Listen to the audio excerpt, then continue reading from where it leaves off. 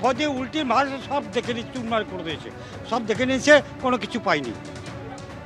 হ্যাঁ, খোঁড়াখুড়ি করেছিল, একটা পায়খানা রুমে নতুন করছি, সেখানে ডাস্ট ভরা আছে, সেখানে খুঁড়ে দেখলো, সেখানেও কিছু পাইনি। আমাদের ছিল, আগে ছিল ধান ব্যবসা 40 বছর, তারপরে ছেলেরা পাথর ব্যবসা করে। কী জন্য এসেছিলো বলছে, আমাদের এখানে একটা বিশ্বস্ত সূত্রে আমাদের জানা ছিল যে কিছু মাল এখানে আছে, সেই জন্য এসেছি। হ্যাঁ হ্যাঁ হ্যাঁ হ্যাঁ হ্যাঁ হ্যাঁ, অস্ত্র বোম বারুদ আছে বলে আমাকে এসেছিল। ওই আমি টুলু বাবুর শ্বশুর হয়েছি, উনি কোথায় আমি বলতে পারবো না, কোনো যোগাযোগ নেই। মেয়ে কলকাতায় থাকতো আগে, ছেলেকে পড়াশোনা করতে, এবারে মেয়ে কলকাতায় আছে, এইটুকু জানি। মেয়ে জামাই আমাকে এখন পর্যন্ত কোনো আমি ফোন করার চেষ্টা করিনি। হ্যাঁ, না না না না না, এত ঘটনা দেখতে পেয়েছি, তো শুনছি, দেখতে পেয়েছি। আরে শুনেন, এই যে ঘটনার কথা আপনারা জানতে চাইছেন, ঘটনা তো দেখছি। হ্যাঁ, এইবার সেটা তো সত্যি, হাতে নাতে পেয়েছি, সেটা সত্যি। টাকার পাহাড় আমি কি করে জানবো? টাকার পাহাড় না কি ওগুলো আমি কি করে জানবো? কে মিনার মণ্ডল কে হয় তাও জানি না। আমি মেয়ের সম্পর্কে ধরুন বলতে শুনতে চান, আমি বলবো। বীরভূমের পাথর ব্যবসায়ী টুলু মণ্ডল তার শ্বশুর বাড়িতে আজ পৌঁছায় রাজ্য পুলিশের এসটিএফ এবং বম্ব স্কোয়াড। সন্দেহজনক ব্যাগ থাকার অভিযোগ জেলা পুলিশকে খবর দেয়, এরপর রাজ্য পুলিশের এসটিএফ শ্বশুর বাড়ির সঙ্গে টুলুর অন্যান্য আত্মীয়দের বাড়িতেও চালানো হয় আজ তল্লাশি। টুলুর আরও বিপুল সম্পত্তির খোঁজ মিলেছে, এমনই দাবি পুলিশের। এর আগে ধৃত মিনার মণ্ডল এবং টুলুর 2 ম্যানেজারকে জিজ্ঞাসাবাদের পর প্রকাশ্যে আসে একাধিক তথ্য। টুলু মণ্ডলের ধৃত দ্বিতীয় ম্যানেজার নইমুদ্দিন মণ্ডল, তার ইতিমধ্যে 6 দিনের পুলিশ হেফাজতের নির্দেশ দিয়েছে আদালত।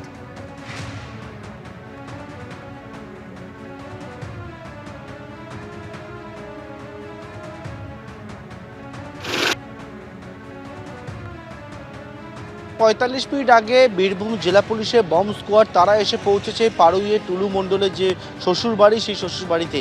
যে শ্বশুরবাড়ির সামনে দেখতে পাচ্ছ একের পর এক পুলিশের টিম তারা দাঁড়িয়ে রয়েছে, পুলিশ রয়েছে, শ্বশুরবাড়িতে সার্চ অভিযান হচ্ছে এবং সেখানে হচ্ছে বম্ব স্কোয়াডের সদস্যরা তারা এসে পৌঁছেছেন। আমরা দেখলাম যে প্রথমে হচ্ছে টুলু মণ্ডলের এই শ্বশুরবাড়ি, সেখানে বম্ব স্কোয়াডের সদস্যরা তারা যান। তারা হচ্ছে মেটাল ডিটেক্টর বা অন্যান্য যে সমস্ত বম্ব ডিটেক্ট করার বা কোনোরকমভাবে কোনো মেটাল কিছু যদি মাটির নিচে থাকে বা কিছু থাকে সেটা ডিটেক্ট করার যে সরঞ্জাম, সেই সমস্ত সরঞ্জাম নিয়ে তারা এসছেন। এবং আসার পর প্রথমে এই যে শ্বশুরবাড়ি তার দোতলা, তার পরেই হচ্ছে যে পাশের একটি বাড়ি রয়েছে যেটা হচ্ছে তাদের আত্মীয়ের বাড়ি। সেই আত্মীয়ের বাড়িতে কিছুক্ষণ আগেই বম্ব স্কোয়াডের সদস্যরা তারা হচ্ছে তাদের কাছে থাকা যে মেটাল ডিটেক্টর, সেই ডিটেক্টর নিয়ে তারা এসছেন। এবং দেখতে পাচ্ছ যে ছবি, সেটা হচ্ছে যে এই যে পাশের বাড়ির যে জায়গা, সেখানে আমরা দেখতে পাচ্ছি সেখানে এই যে বাড়ি, সেখানে একটা নির্মীয়মান কনস্ট্রাকশন হয়েছিল, সেই কনস্ট্রাকশনেও যায় বম্ব স্কোয়াডের সদস্যরা। এবং তার পরবর্তীকালে একেবারে এই যে বাড়ির পাশের যে বাড়িটা রয়েছে, সেই বাড়িতেও কিন্তু বম্ব স্কোয়াডের সদস্যরা তারা ভেতরে রয়েছে। যে গেট দেখতে পাচ্ছ অর্ধেক বন্ধ করা অবস্থা রয়েছে, ওই জায়গাতেই এখন বম্ব স্কোয়াডের সদস্যরা তারা রয়েছেন এবং পুলিশের টিম সাথে কিন্তু রয়েছে। মূলত বিভিন্ন জায়গায় তারা সার্চ করছেন। এক হচ্ছে যে বিষয়, তাদের বেশ কয়েকটি জায়গায় এই তল্লাশি থেকে সন্দেহজনক বলে মনে হয়েছে এবং সেই সন্দেহজনক মনে হওয়ার পরেই কিন্তু একেবারে বম্ব স্কোয়াডের সদস্যরা তারা মেটাল ডিটেক্টর বা অন্যান্য যে সমস্ত সরঞ্জাম সার্চ করা, সেই সমস্ত কিছু নিয়ে তারা কিন্তু এসে পৌঁছেছে। মাটির নিচে কোনো জায়গায় কোনো রকমভাবে কিছু লুকানো রয়েছে কিনা সেই বিষয়টা আমরা দেখছি। মাটিতে একেবারে তাদের যে স্ক্যানার, সেই সমস্ত ব্যবহার করে তারা কিন্তু তল্লাশি অভিযান সেটা করছে। এখন যে বাড়ির ছবি দেখতে পাচ্ছ, সেই বাড়িটি হচ্ছে টুলু মণ্ডলের হচ্ছে যে আত্মীয়, সেই আত্মীয়ের বাড়ি এবং শ্বশুর বাড়ির একেবারে পাশে। এবং সেখানেও পুলিশের টিম আমরা দেখি যে সকাল থেকে এসে সেখানেও তারাও কিন্তু তল্লাশি অভিযান করে এবং দুটি বাড়িতে পুলিশের টিম থেকে এই তল্লাশি অভিযান হচ্ছে। বেশ কয়েকটা ব্যাগের হদিশ পায় এসটিএফের গোয়েন্দারা আজকে সকালবেলা, তারা যখন তল্লাশিতে আসেন এবং তার পরবর্তীকালে এখানে ছবিটা বাইরের দিকে ছবিটা আরও দেখবো আমরা, যে বাইরের দিকে এসটিএফের টিম তারা কিন্তু এখন বর্তমানে দেখতে পাচ্ছি তাদেরকে বাইরে এসটিএফের টিম তারা বেরিয়েছেন। এখন জেলা পুলিশের টিম তারা কিন্তু এখানে উপস্থিত রয়েছেন এবং থেকে এসটিএফের যে টিমের সদস্যরা তারা হচ্ছেন বাইরে বেরিয়েছেন।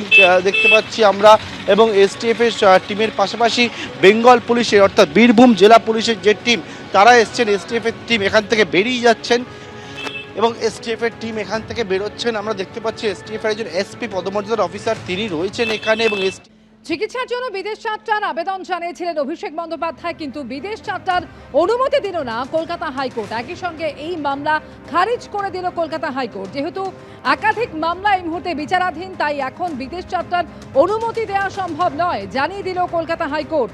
এবং সেক্ষেত্রে দেশেই চিকিৎসা করার পরামর্শ দিলেন কলকাতা হাইকোর্টের বিচারপতি সৌগত ভট্টাচার্য। অভিষেক বন্দ্যোপাধ্যায়ের বিরুদ্ধে প্রায় 16টি মামলা আছে, সেখানে যদি কালকে নোটিশ পাঠিয়ে হাজিরা দিতে বলা হয় তখন কি করবেন? অভিষেক বন্দ্যোপাধ্যায়ের আইনজীবীকে এই প্রশ্ন করেন বিচারপতি সৌগত ভট্টাচার্য। আমরা সীমিত সময়ের জন্য অনুমতি চেয়েছি, 3 থেকে 4 সপ্তাহের জন্যই আমরা অনুমতি চাইছি, সওয়াল করেন অভিষেক বন্দ্যোপাধ্যায়ের আইনজীবী। আগের পর্যায়ের চিকিৎসা বাইরে হয়েছে, তাই এখানে এখন চিকিৎসা করাবো না জানান অভিষেক বন্দ্যোপাধ্যায়ের আইনজীবী। এবং এই সময় কলকাতা হাইকোর্ট নির্দেশ দেয় যে এসএসকেএম হাসপাতালকে নির্দেশ দেব বিশেষজ্ঞ চিকিৎসকদের দিয়ে একটি মেডিকেল বোর্ড গঠন করার জন্য। কাল দুপুর 2টোয় এসএসকেএম হাসপাতালে গিয়ে চিকিৎসা সংক্রান্ত নথি দেবেন, নির্দেশ কলকাতা হাইকোর্টের।